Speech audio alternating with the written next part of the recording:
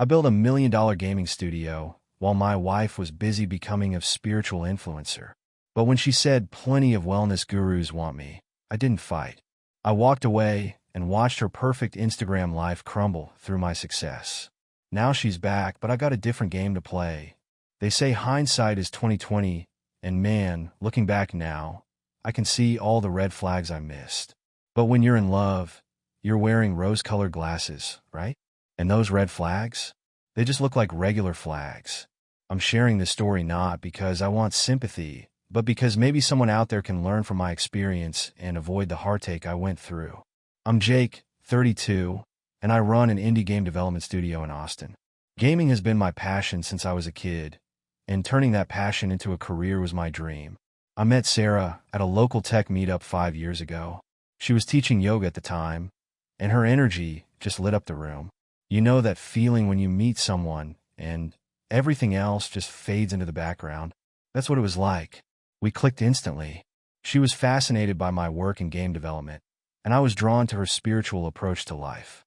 She just gotten her yoga teaching certification and had such big dreams about helping people find peace and balance in their lives.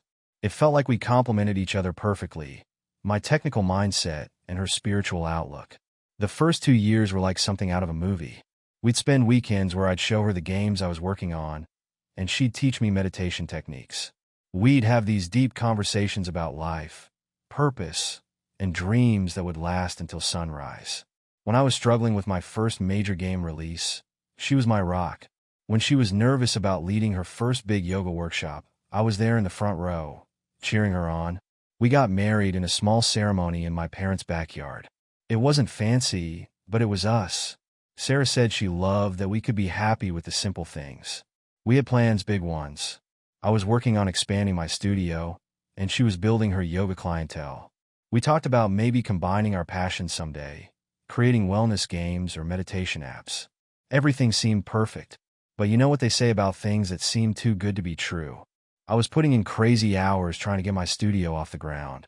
Game development is brutal. Between deadlines, investor meetings, and managing a growing team, I was stretched thin. But I always made time for Sarah. Always.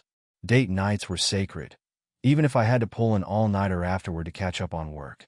I'd surprise her with little things, her favorite tea, new yoga props, or just random "I love you" texts throughout the day. Looking back, I realized the changes started subtly. It was right around the time she started getting more into social media. At first, it was just posting about her yoga classes, which made sense for her business. But then it became something else entirely. The woman who once loved our simple life started becoming obsessed with creating the perfect image online. Little did I know, this was just the beginning of a journey that would test everything I thought I knew about love, trust, and myself. But that's the thing about life-changing moments. They rarely announce themselves. They creep up on you, disguised as ordinary days, until one day you wake up and realize nothing will ever be the same.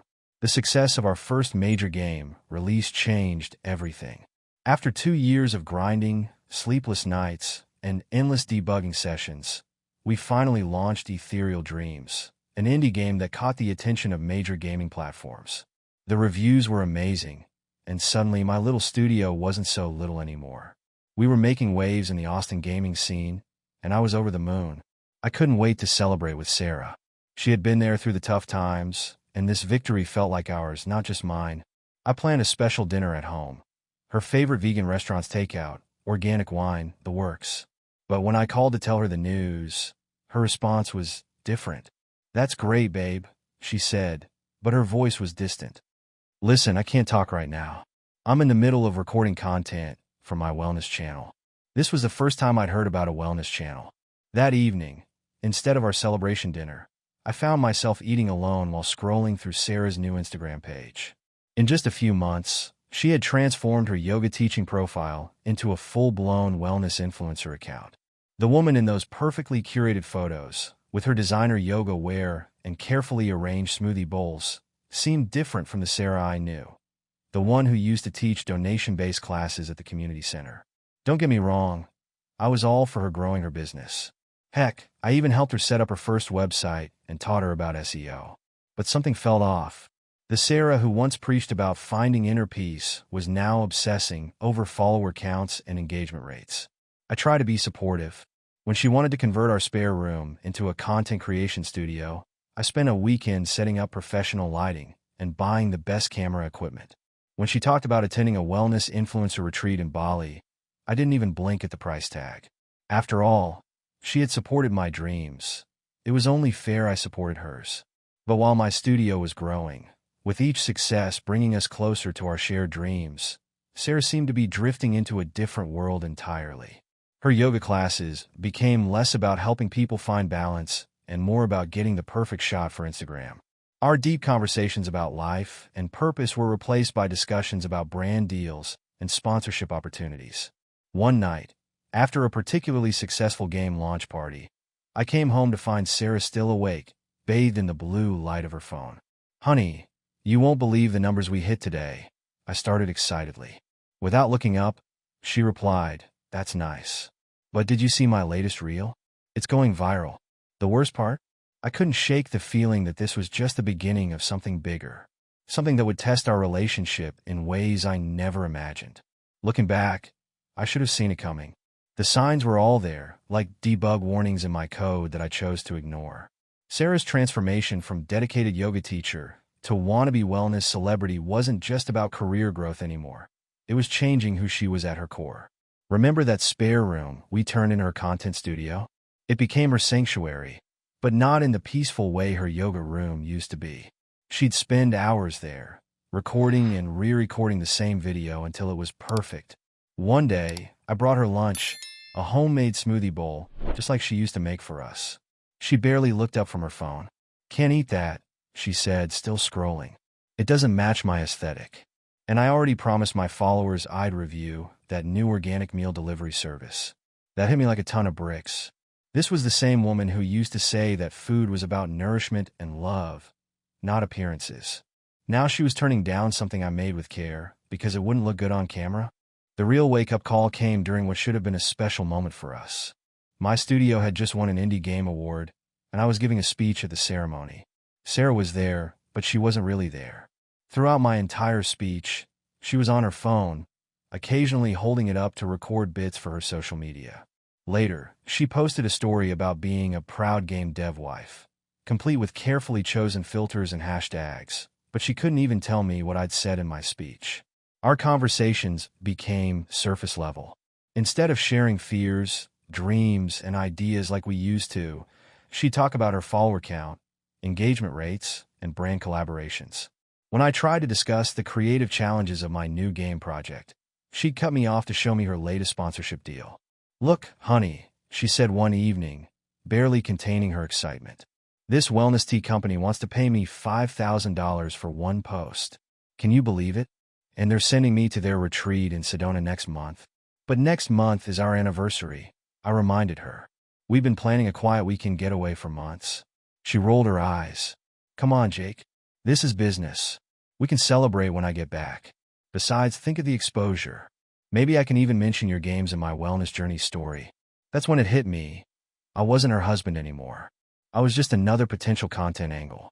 The woman who once said she loved our simple life was now chasing a completely different dream, and I was becoming a supporting character in her carefully curated social media narrative. I wasn't ready to give up on us. Call me naive, but I believe that somewhere beneath all those Instagram filters and carefully crafted captions, my Sarah was still there. The woman who used to say that true peace comes from within, not from external validation. So, I did what any desperate man in love would do. I tried harder. First, I upgraded her entire content creation setup. Top-of-the-line cameras, professional lighting equipment, even a green screen for those special effects she wanted to try. The smile on her face when she saw it all gave me hope. "This is amazing, Jake. My content quality is going to be insane." For a moment, I saw a glimpse of her old enthusiasm. I started leaving little surprises in her studio. Her favorite organic matcha lattes, new yoga props from that expensive brand she loved, inspirational books she'd mentioned wanting to read. I even hired a professional cleaner for her studio space, so she could focus entirely on her content. The biggest gesture? I reached out to some gaming industry contacts who had connections in the wellness world. pulled some strings, called in favors, and managed to get her invited to an exclusive wellness influencer summit in Los Angeles. Cost me a small fortune, but seeing her eyes light up made it seem worth it. Oh my God, Jake, do you know who's going to be there? She actually put down her phone for this conversation. This could be huge for my brand. Not for us. For her brand. But I kept going. When she mentioned wanting to rebrand her whole image, I spent an entire weekend helping her reorganize her Instagram feed, learning about color schemes and aesthetic consistency. My game developers thought I was crazy when I started asking them about optimal posting times and engagement metrics. I even tried to bridge our worlds. I proposed developing a meditation app together, combining my gaming expertise with her wellness knowledge. We could create something meaningful, I suggested. Help people while building something together. She seemed interested for about 5 minutes. Then her phone buzzed with a notification, and I lost her again. The final push? I bought her that ridiculously expensive meditation cushion she'd been eyeing, the one made by some famous sustainable fashion designer, costing more than my first car.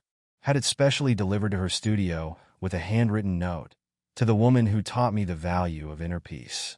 Love, Jake. She posted a photo of it on Instagram before she even read the note.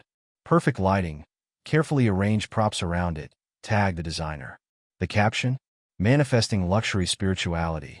Hashtag blessed, hashtag namaste, hashtag gifted. The note? I found it later, used as a coaster for her green juice. They say there's always a breaking point. That one moment where everything becomes crystal clear. Mine came on a Thursday night, during the launch week of our biggest game yet.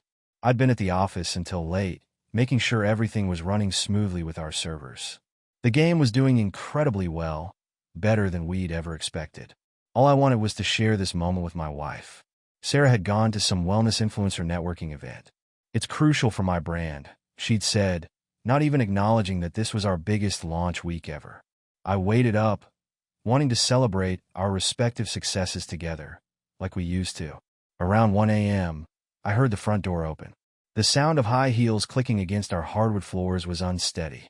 Sarah stumbled into our living room, phone still in hand, giggling at something on her screen. The smell of expensive cocktails hit me before she even looked up. Her yoga clothes were replaced by a designer outfit I'd never seen before. "Oh, you're still up," she said, barely focusing on me. "Sarah, it's 1 a.m. You didn't answer any of my texts." I was worried. I tried to keep my voice calm, even though my heart was racing. She waved her hand dismissively. "Chill, Jake. I was networking. Do you know how many followers I gained tonight? This one wellness guru wants to collaborate with me. He has like 1 million followers. That's what this is all about now. Followers?" I could feel years of frustration bubbling up. What happened to helping people find inner peace? What happened to us?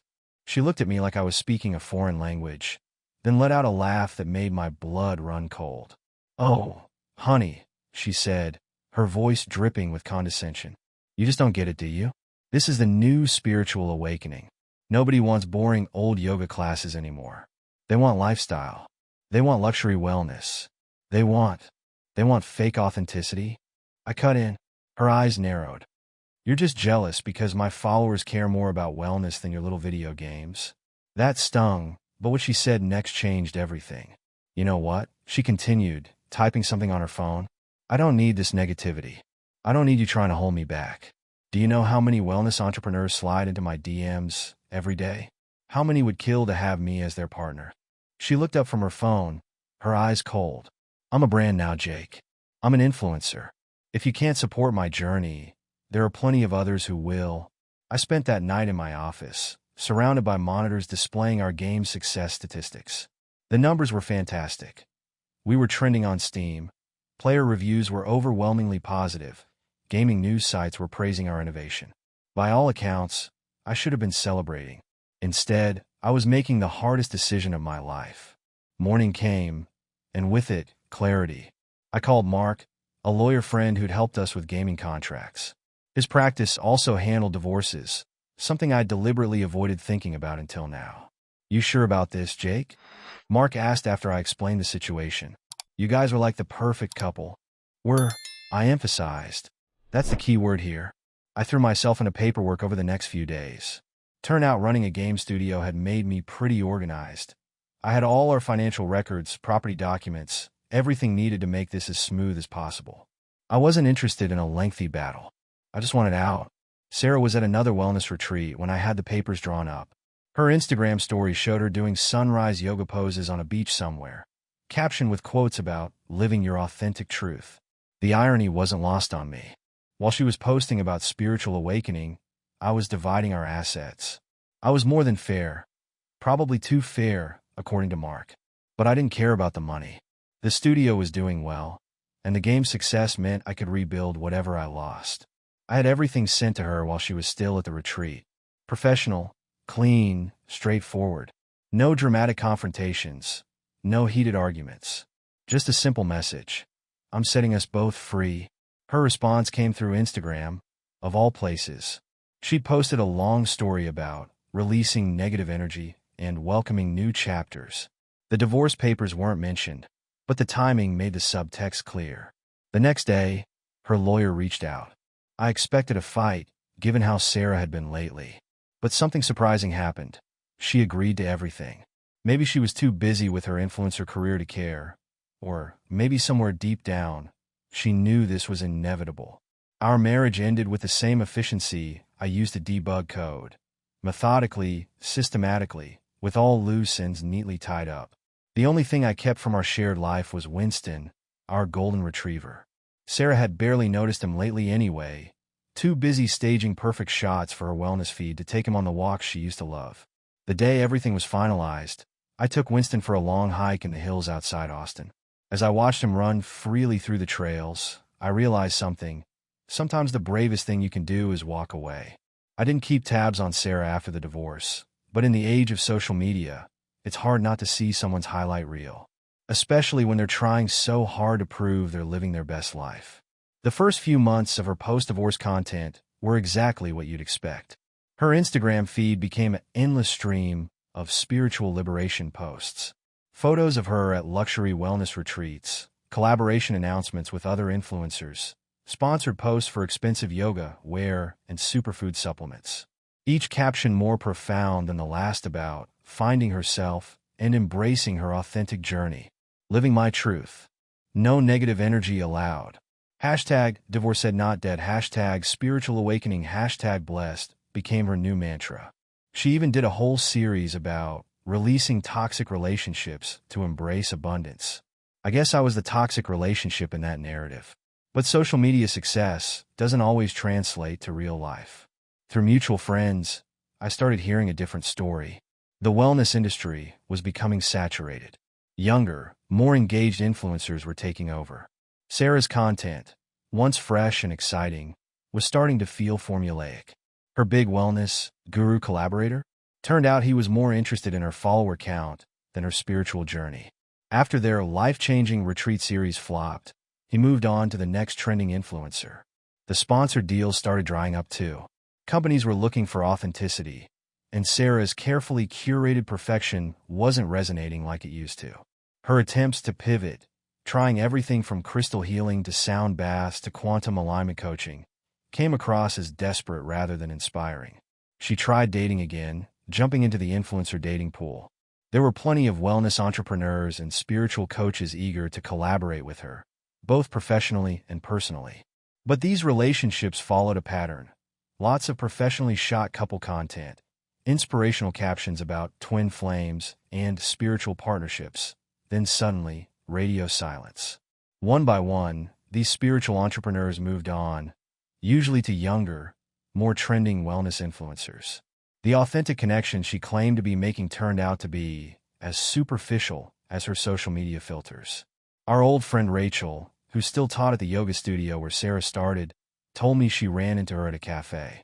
She looked lost, Rachel said, like she was performing happiness instead of feeling it. She spent the entire conversation checking her phone, barely making eye contact. When I mentioned how much her old students missed her real yoga classes, she just laughed it off and said she'd transcended traditional teaching. The final irony? The meditation app I'd suggested we create together? Someone else built something similar. It became hugely successful, focusing on genuine mindfulness rather than aesthetic spirituality. Sarah posted a long rant about how they'd stolen her idea, but everyone knew she'd never been interested in actually developing it when I proposed it. The woman who once taught me about finding peace within was now chasing external validation harder than ever. But this time, that validation was getting harder and harder to find. While Sarah was chasing Instagram fame, I focused on rebuilding, not just my life, but myself. The funny thing about heartbreak? It can either break you completely or become the foundation for something stronger. I chose the latter. The studio became my sanctuary, but not in an escapist way. I poured myself into creating games that meant something, that told stories about real human experiences. Our next project after the divorce was a game about finding yourself in the midst of chaos. The irony wasn't lost on me, but it felt authentic in a way that Sarah's carefully curated spirituality never did. The team noticed a change in me. Gone was the distracted boss who was always checking his phone, hoping for a message from his wife. Instead, they got someone fully present, passionate about creating something meaningful. Our creative meetings became more dynamic, more innovative. Ideas flowed freely because I wasn't constantly worrying about rushing home to prevent another argument. I started taking care of myself too, not just physically but mentally. Found a therapist who specialized in helping entrepreneurs maintain work-life balance.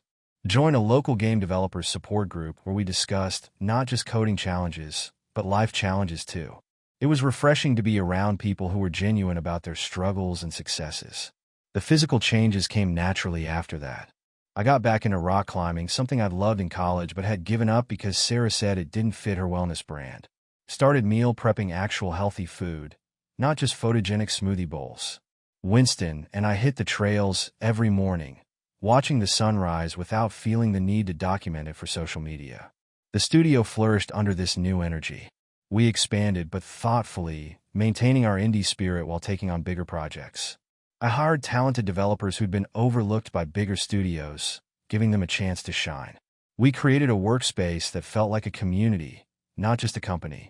Our game started winning awards, not just for technical excellence, but for storytelling and emotional impact. The industry took notice. We were featured in major gaming publications, not for chasing trends, but for setting them. One journalist wrote, "In an industry obsessed with copying success, this studio dares to be original." The best part? Success came from being authentic, not from trying to build a personal brand. I didn't need to post about our achievements. Our games spoke for themselves. We developed a loyal following of players who appreciated our commitment to creating meaningful experiences. I even started mentoring young game developers, sharing not just technical knowledge, but life lessons too. Build something true to yourself, I'd tell them. Success follows authenticity. The advice was as much a reminder to myself as it was guidance for them. The money came too, more than I'd ever imagined. But it wasn't about showing off wealth or creating an image of success. I invested in the studio, in our people, in creating better games. Bought a modest house with a big yard for Winston, started a fund to help indie developers get their start, and set up a scholarship for aspiring game designers from underprivileged backgrounds. Mark, my lawyer friend, stopped by the studio one day. "You know what's funny?" he said, looking around at our thriving workspace. "You've become more successful by being yourself than you ever were trying to keep up with Sarah's influencer lifestyle." He was right. The guy who used to measure his worth by his wife's Instagram engagement was gone. In his place was someone who found satisfaction in creating something real, in building a community, in making a genuine difference in people's lives. One evening, after a particularly successful game launch, I found myself sitting on my back porch. Winston was sleeping at my feet. The Texas sunset was painting the sky in colors no filter could enhance, and I was reading emails from players about how our game had touched their lives. That's when it hit me. I had found my own version of inner peace, and I didn't need to post about it to make it real. Life is a funny way of coming full circle. 3 years after the divorce, I was at the Austin Gaming Convention, not as an attendee but as a keynote speaker. Our latest game had just won Game of the Year, and I was there to talk about storytelling in indie games. After my speech, I decided to grab a coffee from the convention center cafe. That's when I saw her. Sarah was standing in line, looking different from her perfectly curated Instagram photos. She was still beautiful, but there was something less polished about her appearance, something more real. She noticed me before I could decide whether to stay or leave. Jake. Her voice was softer than I remembered, missing that forced spiritual guru tone she'd adopted during our last year together. Hey, Sarah. I managed a genuine smile, surprising myself. Didn't expect to see you here. She shifted uncomfortably. I'm doing some wellness consulting for a gaming company. They want to add meditation features to their app. A pause. Kind of like what you suggested back then. The irony wasn't lost on either of us. I saw your speech, she continued. The game looks amazing. You've really done well for yourself. I noticed she was clutching her phone, but it wasn't raised to capture the moment for social media. Progress, I supposed. Thanks, I replied. How have you been? She attempted her old confident smile, but it didn't quite reach her eyes. Oh, transitioning. The wellness industry is changing. I'm thinking of going back to actual yoga teaching. Something more real. The conversation felt surreal. Here was the woman who once told me she could replace me easily, looking almost vulnerable. She kept glancing at me, then away, as if trying to reconcile the successful man in front of her with the husband she'd dismissed. I heard about the studio's success, she said. The gaming magazines are calling you a visionary. She laughed softly. Guess you didn't need my wellness brand collaboration after all. I just needed to be myself. I replied simply. A notification pinged on her phone. She glanced at it, then back at me. Would you maybe want to grab coffee sometime? Catch up properly. 3 years ago, that invitation would have sent my heart racing. Now, it just brought a sense of calm clarity. I don't think that's a good idea, Sarah. I kept my voice kind but firm. But I wish you well with your teaching. The real Sarah was always best when she was helping others find their path. She nodded, understanding in her eyes. We both knew this wasn't a romantic reunion story. It was just a moment of closure we hadn't known we needed. As I walked away, coffee in hand, I heard her call out softly, "You look happy, Jake." I turned back briefly. I am. After that chance meeting at the convention, I spent the evening in my home office, Winston sleeping at my feet, reflecting on the journey that had brought me here. The studio was thriving. We had just announced our next major project, a game about rediscovering yourself after loss. The irony wasn't lost on me that my own life experience had become the inspiration for our most anticipated release yet. The gaming community had embraced our studio's philosophy of creating meaningful experiences over chasing trends. We'd grown to a team of 30 passionate developers, each bringing their own unique perspective to our projects. The little indie studio that started in my garage was now being mentioned alongside industry giants, not because we tried to copy them, but because we stayed true to our vision. Looking at my phone, I thought about Sarah's invitation for coffee. Part of me was curious about her story, how she went from wellness influencer to someone considering a return to authentic yoga teaching. But I realized that wasn't my story to be part of anymore. Sometimes the kindest thing you can do for someone is to let them find their own path. So I sent one final message. I hope you find what you're looking for. You were always at your best when you were genuine. Then I deleted her number. That night, I worked late on our new game's narrative. There's a scene where the main character has to choose between chasing an illusion or embracing reality. As I wrote the dialogue, I understood that this wasn't just game storytelling. It was life wisdom I'd learned the hard way. Life moved forward. The studio continued to grow, but we never lost our indie spirit. I started a mentorship program for aspiring game developers, sharing not just technical knowledge but life lessons too. Watching these young creators develop their authentic voices became one of my greatest joys. Winston and I still took our morning hikes, watching the Austin sunrise without feeling the need to document it. I dated occasionally, but I wasn't in a rush. When you learn to be content with who you are, you stop trying to fill voids with relationships. The gaming industry changed, as it always does. New trends came and went: virtual reality, augmented reality, AI-driven narratives. But our studio stayed true to its core mission, creating games that meant something. We adopted new technologies when they served the story, not because they were trendy. The man who once measured his worth through his wife's social media approval was gone. In his place was someone who understood that real success comes from being authentic, from creating something meaningful, from touching lives in a genuine way. They say the best revenge is living well, but I've learned it's not about revenge at all. It's about finding your truth, and having the courage to live it.